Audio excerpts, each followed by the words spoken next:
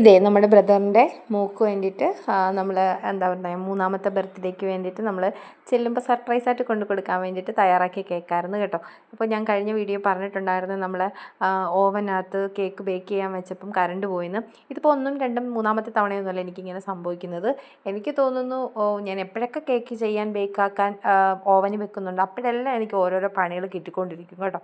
അപ്പോൾ എനിക്കാണെങ്കിൽ അതിനകത്തോട്ട് കോൺസെൻട്രേറ്റ് ചെയ്ത് കഴിഞ്ഞാൽ പിന്നെ വേറെ ഒന്നും എനിക്ക് മനസ്സിനങ്ങോട്ട് പറയുന്ന ആദ്യമായിരിക്കും ഇത് ചെയ്ത് ഫിനിഷാക്കി വെക്കുന്നിടം വരെ.